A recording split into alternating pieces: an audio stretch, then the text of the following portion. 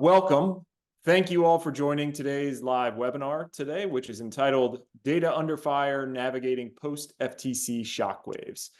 Today, we're going to be diving into several recent FTC actions that were taken, why they're relevant to the data privacy industry, and how data leaders can best prepare their organization to operate in this new world. I'm Phil Endress. I'm our head of growth here at Subsalt.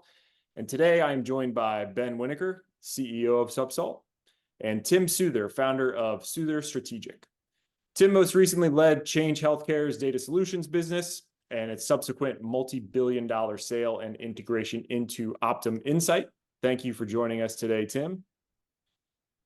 Before I pass it over to Ben, a few quick housekeeping items here. Please drop all of your questions, and please, we welcome all questions during the session into the Q&A.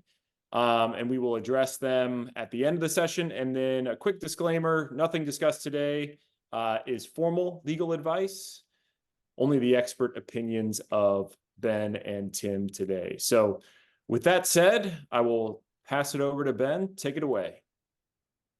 Awesome. Thanks, Phil.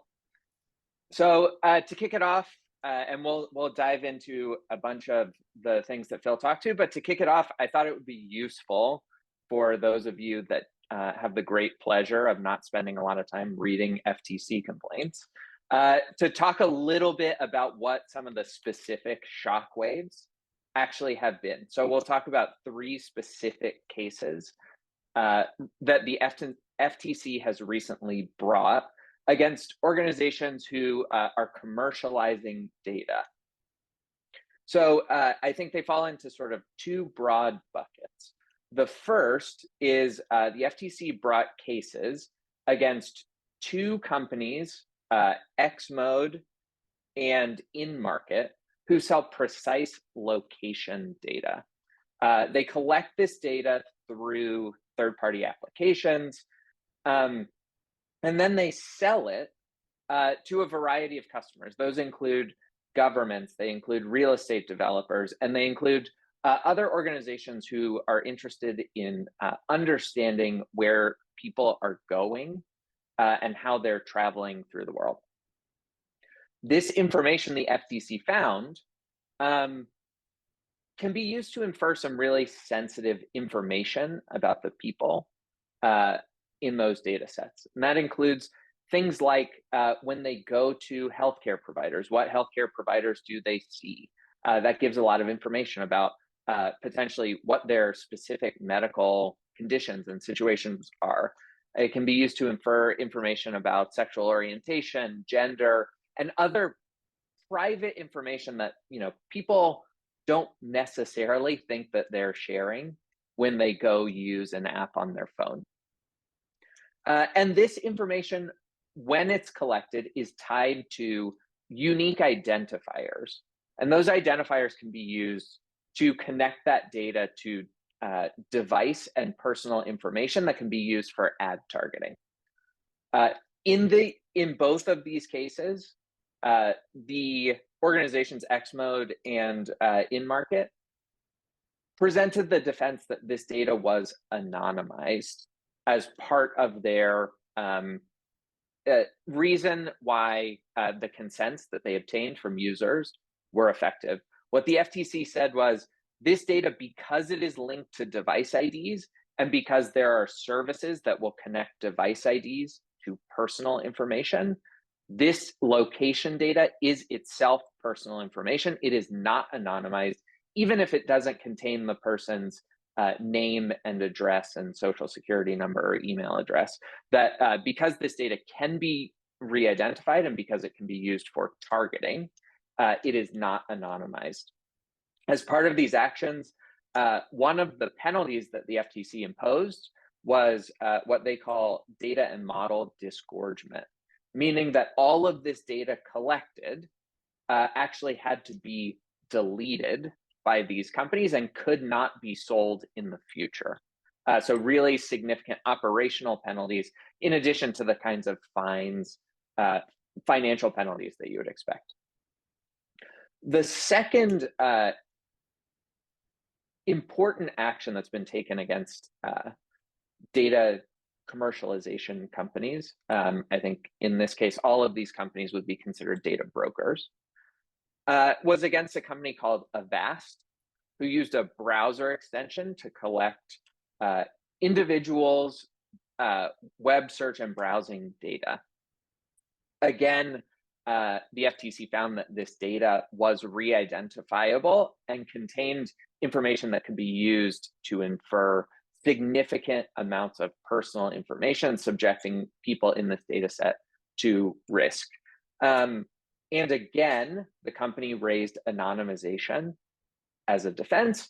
And again, the FTC rejected that claim and looked to the downstream use of this data and the ability of this data to be joined to other identifiable information to say data is not anonymized if it can be re-identified either directly by the presence of PII, indirectly by re-identification attacks, or by combining it with third-party data that is re-identifiable.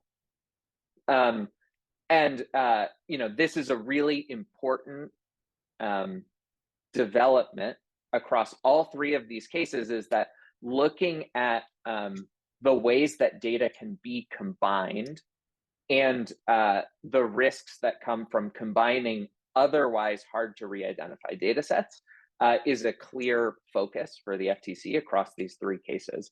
And again, what the FTC imposed in terms of penalties, in addition to the $16 million fine, is they required Avast to delete this data and prevented them from selling similar data in the future without explicit consent from users.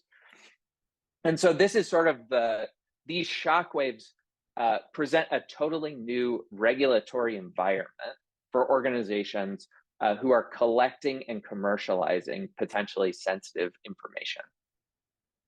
Hey, Ben, you did a great job there highlighting, two really important points. One is the determination that all browsing and location data is sensitive, and the other is the emphasis on the ability of anonymized information to be re-identified when linked with other data.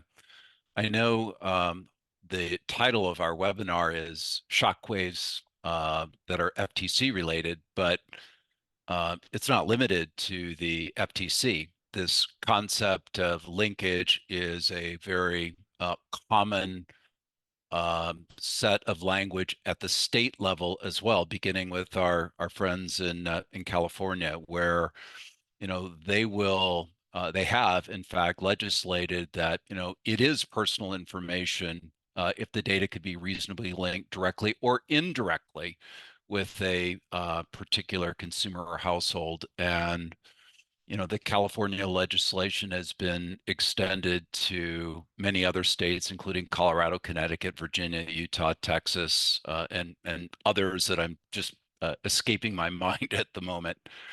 So you have activism, and I guess the word we should have for our session today, shockwaves, not just that are emanating out of the FTC, but out of state legislatures across the country.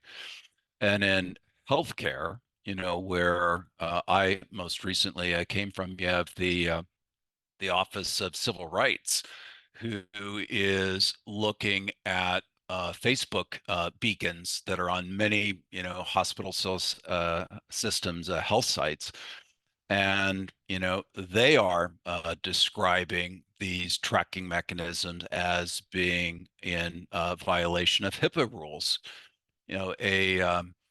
A perverse outgrowth of the definition of PHI is that it is, traditionally been assumed to be in the context of patient-provider interactions. But what OCR has said, that these tracking mechanisms, even though it isn't necessarily a patient interacting with a clinician, they are in fact, when they are searching, revealing PHI. So the shockwaves that are emanating out of the FTC are also, coming from other sources, state legislatures, Health and Human Services, and God help you if you are serving consumers in Europe, because then you have GDPR that has its own set of conditions. So shockwaves abound.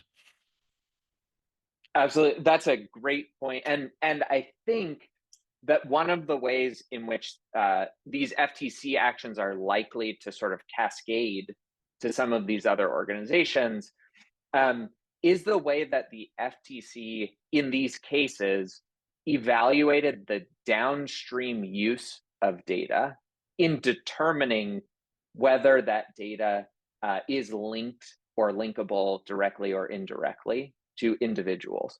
I think a lot of times that's been an evaluation that organizations have made internally before they released the data, and have taken a more hands-off approach to holding organizations responsible for all of the downstream uses and, frankly, misuses of that data.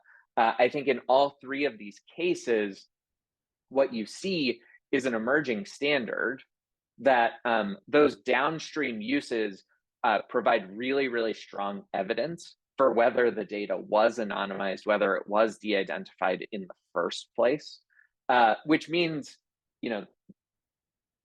when organizations are thinking about commercializing their data, it becomes really, really important to understand what those downstream uses are, to circumscribe what those organizations are allowed to do with this data. And one of the important things that you have to think about is, what are the ways this data could be linked to other data that's available to those downstream organizations, even if it's sort of not re-identifiable without that join. You also mentioned in passing there that you have to be transparent about your use of data. And the FTC recently had its privacy con, and I don't know if we've got some Lena Khan quotes coming up or not. Here we go. One of the one that caught my attention is really that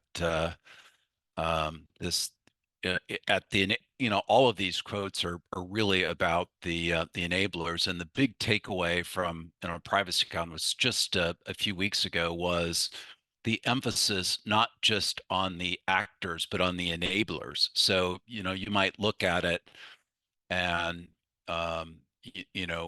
think to yourself that, well, hey, I'm not the entity that is representing a given circumstance. But if you are enabling and if you are a part of, what the FTC describes as a commercial surveillance ecosystem, you are going to be ensnared in regulatory actions, and we shouldn't underestimate just how difficult it is, or I'm sorry, how easy it is to get out of sync with the representations that a firm makes in its privacy policies with what actually happens in the real world. Every day, websites are updated. It's easy to add, new technologies to your marketing stack, and it's very, very easy to inadvertently be enabling new capabilities that's out of sorts with your privacy policy.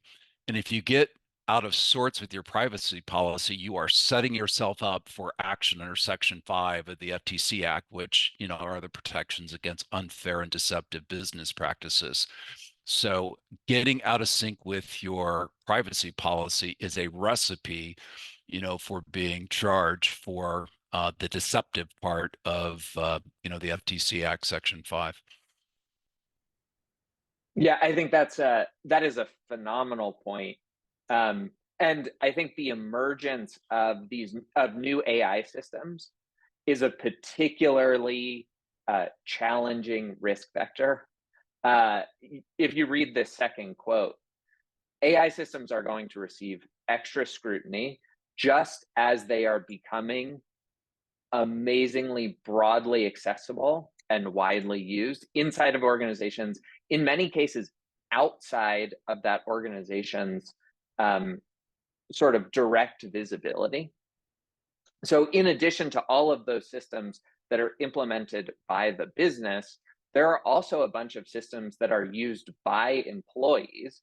And generative AI particularly is going to receive a lot of scrutiny in terms of what data is flowing into those models for training, and also what rights the model providers, to your point, Tim, the sort of infrastructure providers, what are their rights? I think there's been some recent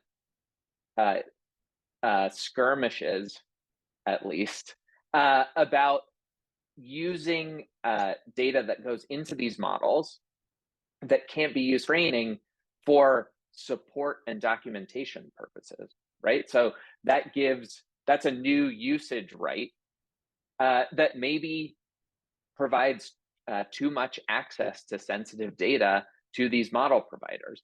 The sort of environment of risk vectors grows a lot, and the scrutiny grows a lot as we think about the emergence of generative AI tools.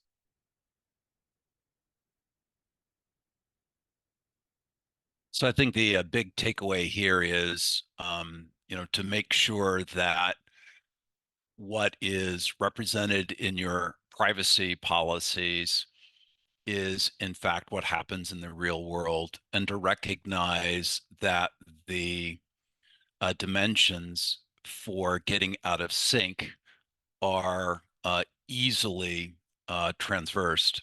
So, the ability to, make changes on your website to capture new data, the ability to, with a few clicks, sign on to a new service that might include terms that are in conflict with your privacy policy. All those inconsistencies are building the basis for what could be described as deception under the FTC Act. So be vigilant, my friends.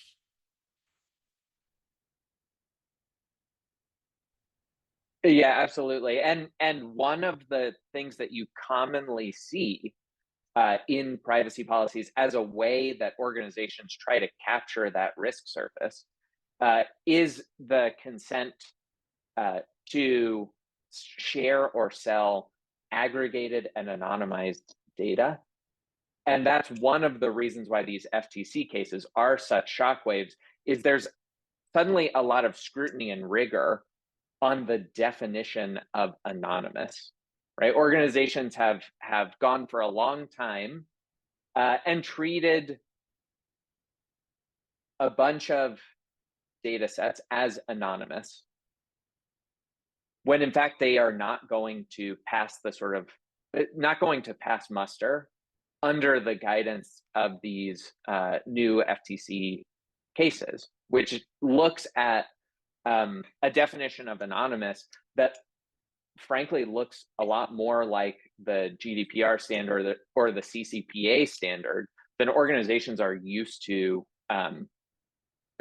operationalizing when they share their data, and that joinability or linkability with other third-party data sets, including things like browsing data and location data, is going to, I think, be a real change in whether those user consents are considered to be accurate rather than a sort of deceptive trade practice. So in a way, it's both the best of times and worst of times. Never before have there been so many possibilities to use the currency of our time, data and analytics, to drive new value for our customers and for our shareholders. But at the same time, it seems that the seas of opportunity are, populated with many dangers. So what do you do about that in a world where, on one hand, the exchange of valuable data is mission critical for many organizations? You can't exist without exchanging valuable data, whether that be for the exploration of what AI, machine learning, large language models might mean to your business, or simply as a multinational with all the variances in laws across the world. Moving data from across boundaries has lots of risks that are associated with it. So in this best of times and worst of times, what is in fact the path forward to responsibly using information when there's regulatory activism, there is infosec and security. Sadly, my former employer is going through a very difficult time with the cyber hack, and in a way, there's a little bit of parallel in learning, I think, that can be applied to the topic that we have. In with infosec, it's often said that there's only two companies, those that have been hacked and those that are going to be hacked. And it reminds me that for all the preventive activity that we want to do, we also need to have mechanisms in place to deal with God forbid, something happening. So it's not just the mechanism for defending against bad outcomes. It's actually modifying and dealing with the underlying assets. So should there be issues with it, that you're better protected. And I think in the context of what we're talking about with sensitive data, it means taking action to not only protect the asset, but potentially to transform the asset and to take a long, hard look at who has access to it, and in fact, what is the character of that underlying data. And I know, Ben, you have some very strong opinions about this. I do. The sort of key distinction here, and I love that you brought up the idea of preventative systems, right? So one of the ways to keep this sensitive information safe is to limit access to it to the greatest extent possible. The safest data in the world is data that nobody is allowed to see, touch, or use, right? You can be the fewer sort of touch points, the less risk you have. And also, the less valuable that data is. Data is like, it's this totally unique, inherently digital asset, which means that its value increases with consumption. And you using it for a valuable purpose for your business doesn't prevent me from using the same data for a valuable purpose for my business. So value grows with usage. And so those are sort of the push and pull here as we look at these risks. One is you don't want to share it unnecessarily, right? You don't want to be sloppy with the ways that you protect the perimeter around the data. And equally, if you want to realize the value from your sensitive data assets, you need to, over time, expand access to it, including to your own employees so they can make better decisions, but also to third-party organizations who can extract new value streams from this data. And traditional perimeter-based security doesn't work to protect data where you are expanding access to it. We talk all the time at Subsalt about bank vaults, right? So inside of a bank, if you imagine like a cartoon bank where they keep all their money in a vault like Scrooge McDuck, it's really important that that vault door is secure. You don't want a person to be able to walk in off the street, open up the vault, and take a bunch of cash. Equally, it's important that the people inside of the bank employees who have access to that data, who are going to use that data to make loans and give it to, and put it in ATM machines and all these things, those people are not stopped by a great vault door. How do you make sure that the information, the money inside of that vault stays safe, even for people who are authorized to access it? And that's why we focus so much on anonymization, and particularly synthetic data, is to make that asset safe, so that even some sort of bad or even negligent behavior by the people who have access to that data can't cause privacy harms to the people who contribute that data to the data set if it's misused, or if they accidentally screw up and they email a CSV full of potentially sensitive information to their grandma instead of to the business partner who's signed an agreement that protects the company. And so these sort of asset-based protections are explicitly sort of endorsed if you do them correctly by these FTC cases. And equally, the bar for doing them correctly is becoming higher over time in a way that benefits certainly consumers who contribute their data to these data sets, but also is providing a mechanism for organizations to increase access to their data without putting themselves at such dire sort of regulatory risk. No doubt with the FTC activism, with all the activity at state privacy levels, with OCR under Health and Human Services, with GDPR, with cybersecurity issues like the one I highlighted. No doubt, this is causing organizations to be very reflective on their business practices, their privacy policies, and that is absolutely necessary, but it's also insufficient.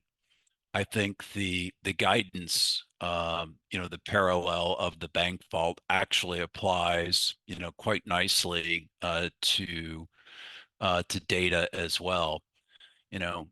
Think of not just safe perimeters, the protections of making sure, what your policies are, your governance around those policies, but making sure that the underlying assets are safe as well. Safe perimeters are not enough. Safe assets underpinning safe perimeters are the key. So as you are reflecting on what all this regulatory activism, the increasing threats of cyber thieves, think in terms of perimeters and the underlying assets, and that's the key for dealing with these challenging times.